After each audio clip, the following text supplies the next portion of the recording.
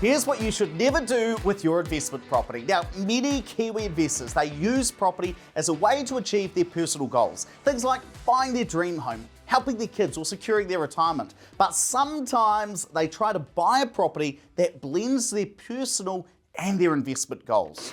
Now, what do they end up with? A Frankenstein-like property that does neither.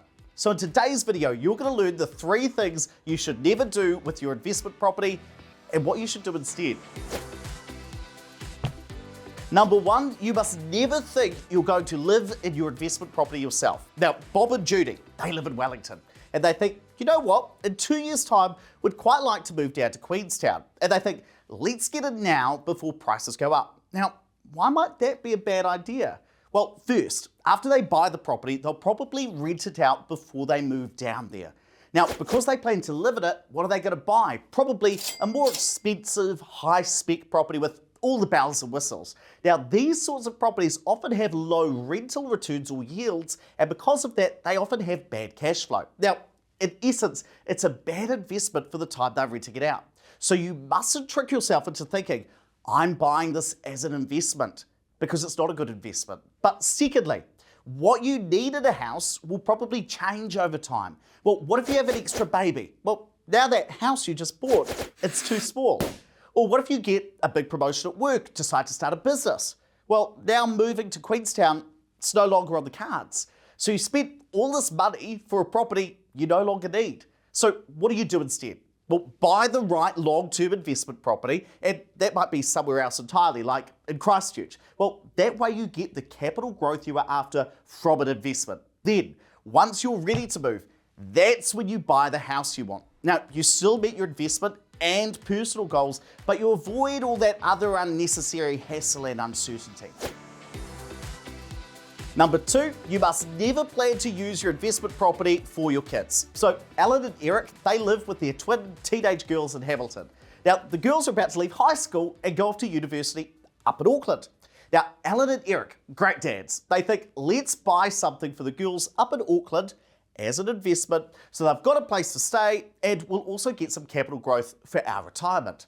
Well, this is a really good example of where those personal and investment goals are about to get blended, because instead of looking for what makes a good investment property, Eric and Alan, they're going to be thinking, well, what works for our daughters? For example, they'll probably buy an apartment in central Auckland close to university. And what's the issue with that? Well, firstly, that goal of investing in property for long-term capital gain, that's out the window, because the data shows us apartments just don't grow in value as quickly as townhouses or standalone houses. Now, Alan and Eric might think, no trouble, we'll just sell it once the girls leave university, bank the capital gain, invest in something else. But let's say the girls are at uni for 4 years. By the time they sell the property, you're still within the bright line period. So you could end up paying tens of thousands of dollars in tax to the IRD. Now, that means losing out on one of those major benefits of property investment, tax-free capital gains. What to do instead? Buy the right investment property. Now, that might be in South Auckland in this example, and that's the sort of property that might not be a convenient place for the girls to live in since it's a wee way away from university. But then, Eric and Alan could subsidise their daughter's rent in the property they actually want to live in, since they'd probably be doing that anyway. Now, that way, their daughters get the property they want, and Eric and Alan get the investments they need for their retirement. And the third thing you should never do with your investment property, plan to use it for your own retirement. Now, Rod and Erica are 55, currently living in Auckland, and they dream of moving down country to Makatu when they retire, since they want to retire on a big plot of land. And they think, let's buy it now as an investment, and we'll move into it once we hit 65 in 10 years or so.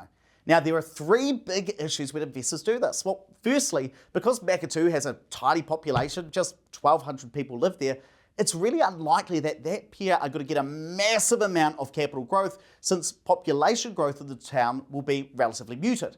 Now, on top of that, the small population means that rental demand will be relatively low. So the second big issue is that you have this risk that you're going to go weeks or months at a time without finding a tenant. But the third one is most important, because what Erica and Rod need in retirement could change. Well, what happens if one of the partners unfortunately passes on, as has happened to some of the investors we were working with here at Opus? Well, Erica might not want to move down country to look after a big plot of land herself if Rod unfortunately goes early. She might prefer to stay with her family up in Auckland, have a smaller, more manageable home in retirement. So if she'd already bought that big plot of land, she's stuck with a property she no longer wants. And what's more, she's lost out because the investment didn't perform as well as it could have. Now, this happens all the time because you think you know what you'll want in 10 years' time, but once you get to retirement, hey, that wish list has changed.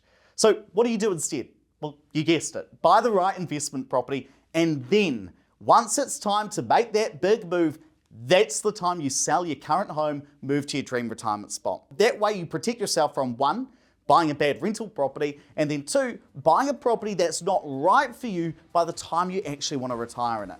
And if you want to know how to find a good investment property, subscribe to our YouTube. We release new videos every Monday and Wednesday. And this video, hey, it's not about making you give up on your personal goals just to buy an investment property.